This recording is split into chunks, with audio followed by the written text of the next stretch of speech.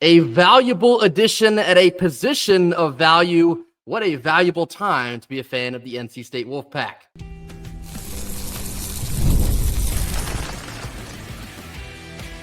You are Locked On Wolfpack, your daily podcast on the NC State Wolfpack, part of the Locked On Podcast Network, your team every day. What's up, Wolfpack Nation? It's time to get locked in with Locked On. Thanks for making Locked On Wolfpack your first listen each and every day. We are free and available wherever you get your podcast and on YouTube, part of the Locked On Podcast Network, your team every day. Our Monday show is brought to you by Monarch Money. Take control over your finances like Andrew Slater with Monarch Money. Use code LOCKEDONCollege at monarchmoney.com for 50% off of your first year. That's Monarch like the butterfly, money like the money, monarchmoney.com for 50% off of your first year using code LOCKEDONCollege. Happy Monday to all. We got a lot to talk about here on Monday. A valuable time to be a fan of NC State basketball. Ven-Allen Lubin, the UNC transfer forward, has now officially committed to NC State, Will Wade, and the Wolfpack.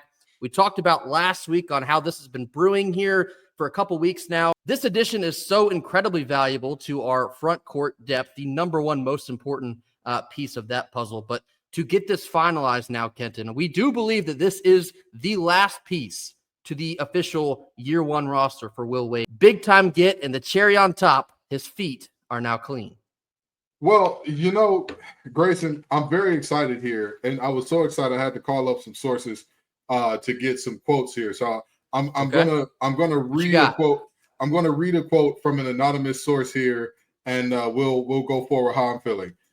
And I quote: "Ha ha ha ha ha ha ha ha. 4 years straight, we retired one over the hill, William. Now, I'm sorry, wrong quote. Here we go. Here's the correct quote. Them superpowers getting neutralized. I can only watch in silence. The famous brand that we once knew is looking paranoid and now spiraling. Their movements is like some degenerates. Every antic is feeling distasteful. I calculate they're not as calculated. We can even predict their angle. Fabricating stories on Ven-Allen Lubin front because Will Wade's got him now. His feet are now clean, and he may win a championship. Wow. That is, yeah, it's really, you know, it's inspiring people to wax poetic what Will Wade and Andrew Slater are doing here. What a time. What a time to be a member of the pack. What a time to be running with the pack. I'm going to tell you something. A lot of people, you know, we talked about, hey, would you want Ven-Allen Lubin or would you take PJ Haggerty and Darren Williams, all that type of stuff in the past. But when you talk about what was brass tacks and when it was coming down the stretch, would you like Ven-Allen Lubin to be on this team? Absolutely. And that's just on the surface level. Upon doing a little bit of deeper digging, upon doing just a slight bit of research, you find out that he was one of the most effective players on the Dirty Foot Club last year. One of the highest plus minuses, one of the highest offensive and defensive ratings last year.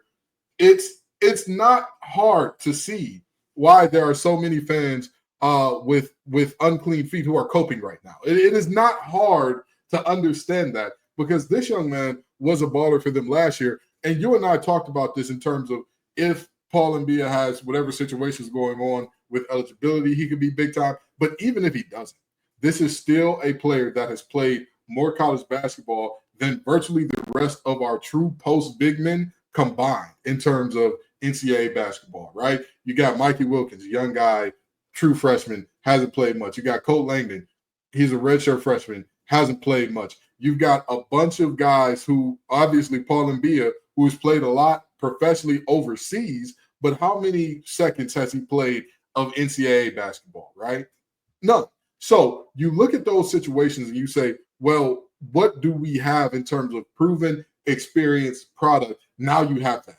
Now you have a guy that you know at least knows what this game is about, at least knows what it looks like and how things should function in terms of Ven-Allen Lubin. So all in all, I would say great get for the pack. And again, I get why you're coping. You know, I understand it. I completely understand why so many fans over in Dirty Footland are so upset here. This was the acquisition that NC State had to make happen because of exactly what Kenton was just talking about. His experience with 3 prior years of P5 ball. You can't fabricate that in another way at this point of the offseason because you have Paul Mbia, who doesn't have college basketball experience. Same with Zamika Wilkins, freshman. Colt Langdon was at Butler but never played. So Jerry Dang from Florida State is really the closest other piece you have in the front court. Could you project him to be a starter? I guess we'll see. So that's why you had to get Ven-Allen Lubin or a player like him. But like I just said, there's really nothing else like him that is left. So this is a piece that NC State, Will Wade, had to go out and get, and it is truly phenomenal that they are able to get it done. Kenton kind of poked at the copium. I'll go ahead and do some prodding. It was exactly what you expected to see. When he had first tweeted, his initial plan, UNC fans, I'm entering the portal. Don't be alarmed. My plan is to return to UNC, blah, blah, blah, blah, blah. We come to find out later on that UNC effectively closed the door behind him, and then he was left in the portal. NC State got involved very shortly thereafter. And that's kind of where you started to see the tone shift. Like, right. Oh, NC State's involved with him? Nah, he was trash. We don't need him anyway. We've already backfilled him. He was useless to us. I mean, you could have set your watch to reactions like this. The way they have done mental gymnastics to cope with the fact that they closed the door on a player that could have done them some good next year, but instead he's going to continue his development right down the street under the reckoning. This is delicious. And this is the first time we've seen a player go directly from one to the other. Dontrez Styles kind of counts, but he went to Georgetown in the middle, so not quite the same. I quote tweeted with the scene from I Think You Should Leave, "Give me that." Will Wade said, "Oh, Ven-Allen Lubin in the portal? Y'all don't want him anymore? Give me that. I'm going to eat the whole burger." Yes, we will eat the whole burger. We will gladly pick off of your plate, and we will shore up exactly what we need to put a finalized stamp on this year one roster. So you will watch them cope for probably the entire summer. They're going to say that he stinks. They're going to say that he wasn't a good player for them. Blatantly not true. He was literally the best player for them down the stretch in the back half of their season. Go look at the numbers. Numbers don't lie.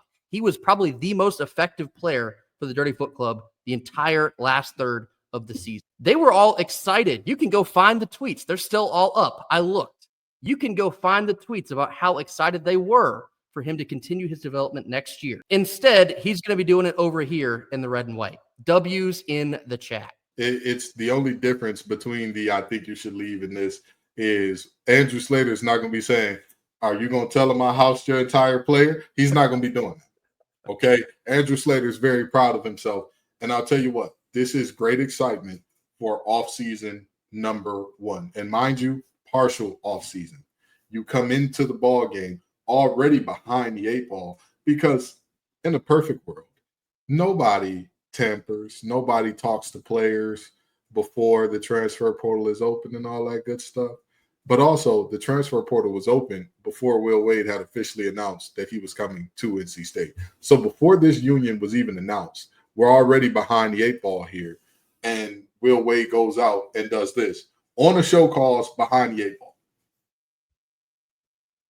I'm telling you right now, again, my good confidential source gave me those quotes, but I am telling you right now, expect more in the future because this is what should be expected. This is Will Wade is resetting the standard. He's resetting the standard.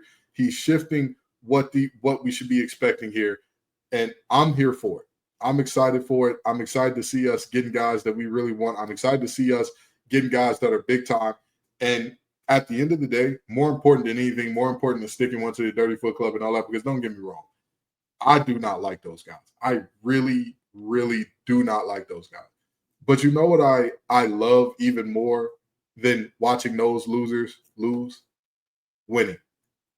Ven-Allen Lubin will positively impact winning, not just against the Dirty Foot Club, but every single game in and game out. The way that he finished last season, if he can pick up on that momentum and carry it into Raleigh, boy, we'll again from my same friend who gave me that anonymous quote, we'll be smoking on some top 5s tonight. We already had Wade Avenue, but perhaps now instead of Dan Allen Drive, we have Ven-Allen Lubin Drive. Ven-Allen Lubin commits to NC State, which is ideally the last and final piece to the year one roster for Will Wade. And now, ladies and gentlemen, the reckoning commences. Coming up next, we're talking about some NC State baseball. They're currently, as we record this, playing in the regional final against Auburn. It's been a chaotic weekend. We have to at least give you what's happened up until Sunday night. More on this after a quick word from our sponsors. Our Monday show is brought to you by Monarch Money. Do you ever check your bank account and wonder, where the heck did all my money go? Between dining out, shopping online, and entertainment, sometimes it's easy to lose track. That's where Monarch Money comes into play. It's your personal CFO giving you full visibility and control over your finances. Monarch Money isn't just a budgeting app, it's a complete financial command center. You can track all of your accounts, investments, and spending in just one place, so you can stop managing your money and start building your wealth. Managing your money with your partner is also now smoother than ever. You can track shared and personal accounts, set goals, and stay on the same page without all of the stress. Take control over your finances with Monarch Money. Use code LOCKEDONCollege at monarchmoney.com for 50% off of your first year. That's code LOCKEDONCollege, LOCKEDONCOLLEGE, LOCKEDONCollege at monarchmoney.com. Monarch like the butterfly, money like the money. Code LOCKEDONCollege, 50% off of your first year only at Monarch Money. Middle portion of our Monday show. Obviously, this is a little discombobulated. NC State just began their first regional final game with Auburn, so we don't know how that game's going to turn out. But as we're speaking to you, this is what's gone on for up until this point for the weekend. Game 1 on Friday, no show. Got our doors blown off. Stetson beats us 11-2. Rom-Com Dom did not survive the first inning. Multiple walks, rinky-dinky base hits, and Stetson got rolling early. I think they scored 7 in the first inning and had NC State in a horrible position from there on out. So we got embarrassed. There's a bigger talking point. All right, I'll get to it in just a second. Game 2, you go down in the loser's bracket. You have to play Central Connecticut State. You threw Ryan Marone for 8 innings of that game. He tosses a gem. NC State wins 12-0. Stay alive. They come back up and play Stetson for a second time. And the winner of that game would then advance to the regional final to face Auburn. So in that game, NC State looked like they would be left for dead. They blew an early 3-1 lead. Stetson in the middle innings raced out to an 8-4 lead. All hope seemingly looked lost for NC State.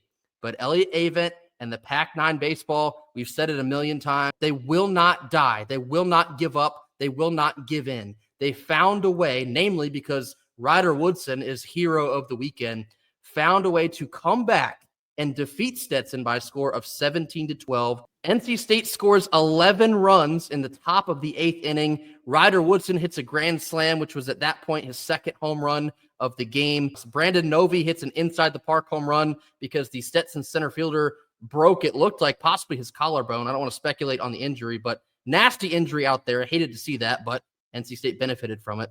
17-12 victory over Stetson to stay alive yet again, advance into the regional final where they are currently playing Auburn. They have to beat Auburn twice to win that regional. But Kenton, it's been complete chaos. NC State at times has looked lost. Then all of a sudden in the second game against Stetson, they look found. They come back and win that game. The biggest talking point that I want to spend some time on here, third baseman for Stetson, Isaiah Barquette. His dad is an NC State baseball alum. He was at NC State just 2 years ago as a freshman in 2023. Did not play because there's valuable context that I think a lot of people are missing.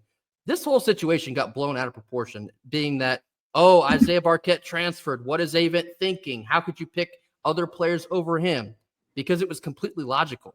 Gino Groover was the third baseman for NC State in 2023. He ended up being a second-round draft pick, one of the top third basemen in the country. He wasn't going to play over him. 2024, you might remember a guy by the name of Amac. He was a second-team All-American. He hit like 27, 28 home runs, took NC State to Omaha. Was Isaiah Barquette going to play for him? I don't think so. So I don't wish any disrespect to Isaiah Barquette. I wish him actually nothing but the best. He's developed into a great ball player. But NC State baseball being painted as an evil program and Elliott Avent is some villain trying to ruin Isaiah Barquette's future. What are we doing? It's perfectly normal for players to transfer for more playing time elsewhere. That happens to every school in every sport in every single year. I don't know how that narrative got spun out of control, but Kenton, give me your thoughts on that. I try to keep things respectful, so I'll do my best today as well. You know, Mr. Barquette, his father, again, NC State baseball alum, all that good stuff. Nothing but love over here.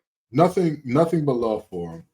The disrespect that was levied against NC State, however, a little ridiculous. It's crazy. A little ridiculous over a situation where, like you said, you go from Geno Groover to AMAC. When you look at Geno Groover, you say, how can we really get better in this position? Boy, do I have something to tell you. I've got news for you, and it's pretty good. And granted, Geno and AMAC, two different types of players, but you get the point, right? They're both phenomenal in their own right. This is a young pup, needs to learn, needs to get better. Had he stayed, he probably would be playing a lot this year. Probably. Yes, but it would have taken him 3 years of waiting to get here. And that's what I was about to say. It's okay if he doesn't want to wait. I don't think anybody owes any university waiting, including NC State. If it's best for you to go elsewhere, go elsewhere. Yes. But what I will say is this idea of, oh yeah, NC State messed up. They made a mistake. And by the way, if I'm correct, wasn't Mr. Marquette, the son here, responsible for multiple errors today? He was. He helped us out in a major way in that 8th inning rally. He's still playing for the Pack. He just doesn't know it.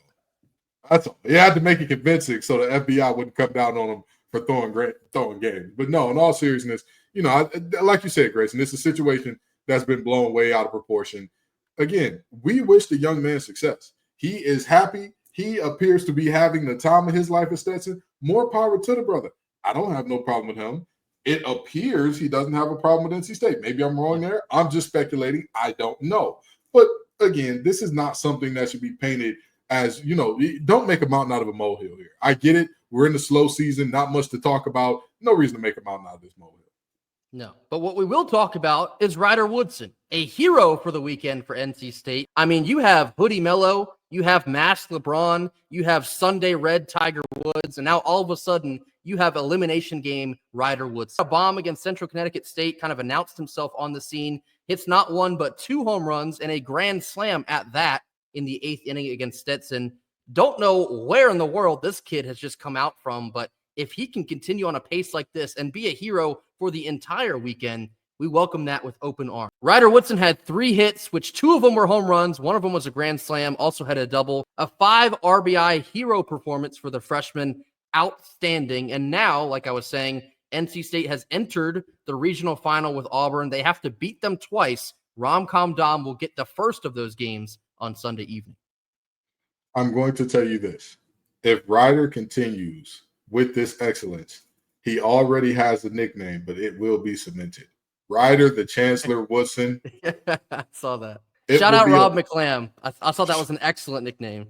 Rob, that's a good friend of the pod. We love you, baby. That's a great one. Ryder the Chancellor Woodson has been, he's making his name in a big way. And what a coincidence that we're talking about. Oh, third baseman, hold at third base. We had 2 great third basemen, and now we're looking for who's the next heir apparent. And it's the way that the timing works out. This is why Ryder Woodson is the reason I say NC State has to believe we can get nice things. We went from second rounder to an absolute monster at third base with power, with defensive prowess. You couldn't name a damn thing AMAC could not do that you would want from a third baseman. And then you get this kid that, a lot of folks, the lights get too bright around this time of the year, Grace. And they, turn them off. Turn those lights off. Get them out of here. Not Ryder. He said they're not bright enough. This helping me with my tan. Let me go ahead and knock in some ribbies. What a great player. What a great time. And this is a moment where, again, legacies are made at this moment. Legacies are made here. One thing that I will agree with Avon about, the regular season matters to fans if and only if you dominate in the playoffs. It doesn't, or in the tournament, rather. You don't really look at the regular season and say, Avon doesn't have an ACC championship if you're going back to Omaha. If you're walking away with the real hardware, that 1-1 ring. That, hey, plenty of teams can win their conference. Only one is walking away as that, Division I baseball champion. Only one. So I'm looking at Ryder saying, great job. Rom-Com Dom on the bump. He's already, at the time of recording this, gotten himself into and out of one of those jams that's very vintage rom-com doc. You look up and you're like, oh, what's all that movement on second and third base? What's going on over there? All of a sudden, boom, out of a jam, no damage on the scoreboard. I was worried about him not being physically unprepared, but having a bit of the yips. But early, at least at the time of this recording, he seems to be doing just fine. So we'll certainly be keeping an eye on this game. If NC State wins on Sunday night, I think you probably should hear from us a second time on Monday. We'll talk about what happens. If they lose and they're out of the regional, then we'll cover the rest on Wednesday's show. But dicey times now for NC State. They're fighting for their postseason live. They have to beat Auburn twice. It will start, hopefully, with a victory on Sunday night. Coming up next, we're talking very briefly about NC State football. June is now here, which means it's official visit season. They've already picked up at least one commitment. What else should they be looking for throughout the rest of the summer? More on this after a quick word from our sponsors.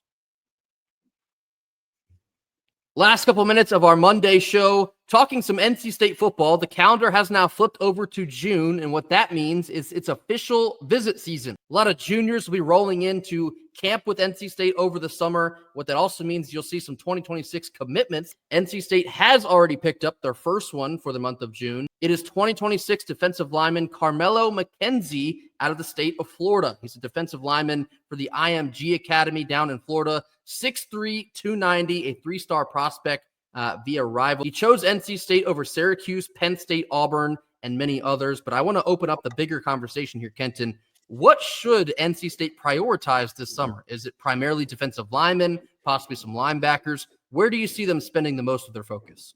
Well, first thing first, Carmelo McKenzie, defensive tackle, more of a three technique than a one technique. Pass rush juice. He's got lots of it.